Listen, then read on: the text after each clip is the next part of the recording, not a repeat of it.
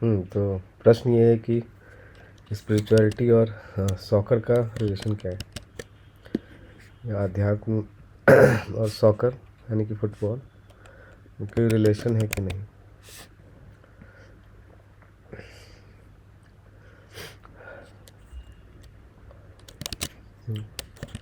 तो अध्यात्म यानी और या स्पिरिचुअलिटी है क्या, पहले थोड़ा सा वो बात करते हैं, फिर लिंक बिठाते हैं। तो स्पिरिचुअलिटी या वर्ड ही देखें तो स्पिरिचुअलिटी वर्ड ही कहता है स्पिरिट से बना है स्पिरिचुअलिटी, और अध्यात्म आत्मा से बना है। तो इनका अनुभव, कुछ भी जो इनका अनुभव करा दे स्पिरिट का या आत्मा का, तो स्पिरिट और आत्मा का अनुभव क्यों करें, क्यों कर कोई भी करना चाहे। तो हम हज़ारों अनुभव करते हैं। आइसक्रीम खाते हैं, मीठा लगता है, अच्छा लगता है। सेक्स करते हैं, घूमते हैं, दोस्तों से मिलते हैं, सारे अनुभव। टीवी देखते हैं, मूवी देखते हैं, सीरीज़ देखते हैं, घूमने जाते हैं, बात होगी शायद। तो ये सारे अनुभव हैं जो हमें पसंद है। आत्मा का अनुभव थोड़ा कठिन है। आत्मा का अनुभव तब होता है जब मन शांत हो,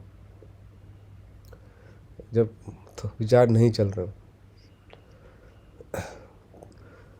तो फ़ायदा क्या आत्मा के अनुभव में।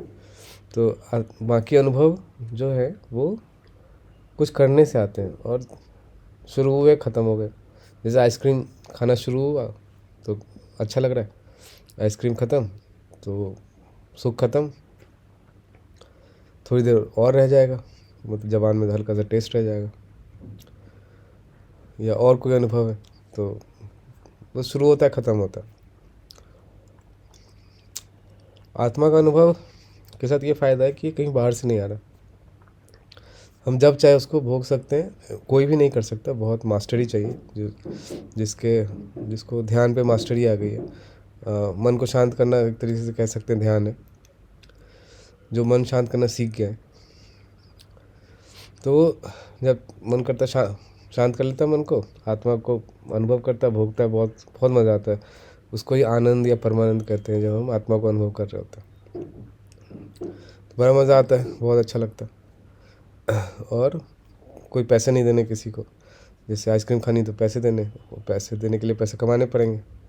या कहीं ट्रैवल ट्रिप बुक करना है, कहीं घूमने जाना है, तो फ्लाइट के पैसे, ट्रेन के पैसे, बस पैसे लगेंगे, फिर उनको कमाना पड़ेगा। या खाना, अच्छा रेस्टोरेंट में बहुत अच्छा खाना खाना है तो जाके उसको ही पैसे देने पड़ेंगे, और वो पैसे आएंगे कहाँ से, तो नौकरी करनी पड़ेगी। तो लगभग सारे सुख लगभग मतलब कुछ ना कुछ मांगते हैं। जैसे जो नहीं भी मांगते हैं, जैसे शादी में है तो शादी से जो सुख मिल रहा है तो उसके लिए वाइफ पैसे तो नहीं मांग रही, लेकिन उसमें इनडायरेक्ट होता है।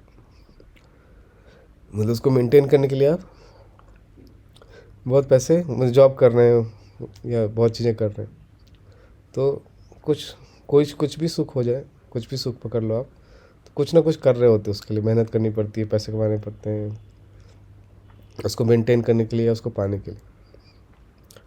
आत्मा का सुख के साथ ये फ़ायदा है, अगर वो सीख गए आत्मा का सुख भोगना, तो कुछ पैसे नहीं लगेंगे, कुछ कुछ भी नहीं करना, बस सुख भोगो, डायरेक्ट मन शांत करो, सुख भोगो। इसलिए जो असली होते हैं, असली ऋषि मुनि जो कहते थे, तो इसलिए उनको ज़्यादा पड़ी नहीं होती थी दुनिया की। वो कोई नौकरी वोकरी नहीं करते थे, बैठ के बस मौज करते रहते थे, आत्मा का सुख भोगते रहते थे, और लगता था कि उन्होंने छोड़ दिया है, पर उन असल में क्या था, उनको सारे सुखों से बड़ा एक सुख मिल गया था, जो असली होते थे। कई नकली भी होते हैं कि कपड़े पहन लिए उनके जैसे, या केसरिया कपड़े पहन लिए,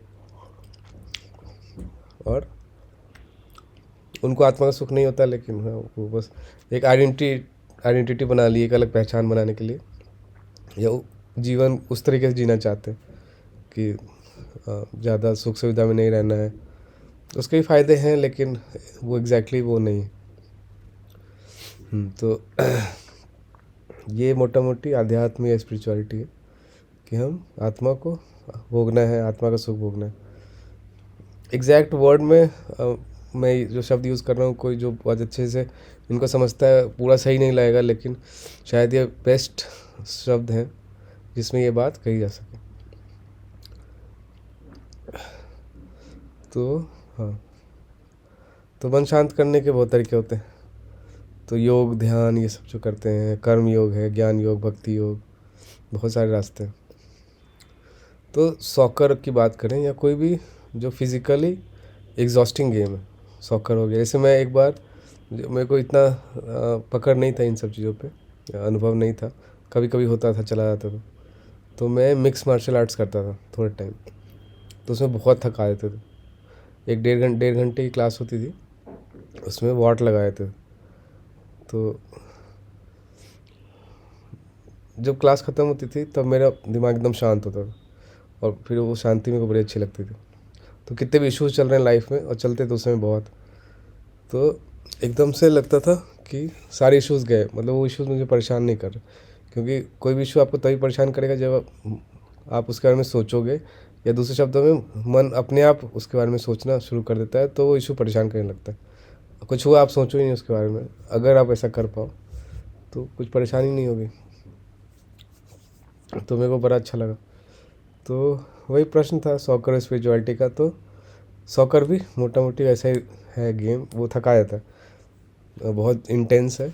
तो जैसे फिज़िकल एनर्जी बहुत आप तेज़ी से एग्जॉस्ट करोगे, तो दिमाग के पास वो एनर्जी जाती नहीं, तो विचार उतना तेज़ नहीं चलते। तो इसलिए आप देखोगे स्पोर्ट्समैन को, इवन कोई भी एथलीट को, तो एक एक ताजगी रहती है उसके चेहरे पे, या एक खुशी रहती है। क्योंकि अध्यात्म में कहीं कहीं आप पाओगे ऐसे स्टेटमेंट्स की विचार ही दुख है, सोचना ही दुख है। तो सारी एनर्जी वो एक्सपेंड कर देते हैं फिज़िकल एक्टिविटीज़ में। तो मन के पास या दिमाग के पास ज़्यादा एनर्जी बचती नहीं है सोचने के लिए। कुछ हुआ लाइफ में, क्या चल रहा है, उसने ऐसा क्यों कहा, उसको ये करना चाहिए था, उसने मुझे धोखा दे दिया, कुछ कुछ कुछ कुछ चलता रहा। तो एनर्जी बचती नहीं, तो विचार चलते नहीं।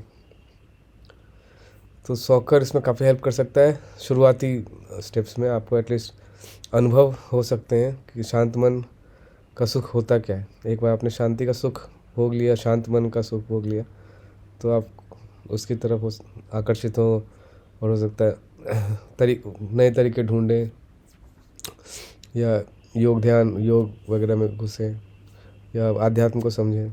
तो एक शुरुआती स्टेप तक लेके जा सकता है सॉकर।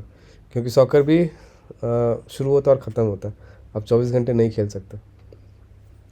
क्योंकि जैसे सॉकर खेल के आए या कोई भी इंटेंस फिजिकल एक्टिविटी की, तो थोड़ी देर तक मन शांत रहेगा, फिर वो एनर्जी वापस से रिगेन करेगा माइंड, ब्रेन, और फिर चलने लगेगा, फिर दुख फिर से चालू हो जाएगा। तो थोड़ी देर मतलब एक झलक मिल सकती है वैसे मन की जो ऋषि मुनि या जो ध्यान में जिनकी पकड़ अच्छी है, उनका मन होता है एक शांत और आनंदित मन, बिना किसी कारण के खुश, ऐसा। तो और कोई प्रश्न हो तो बताइएगा।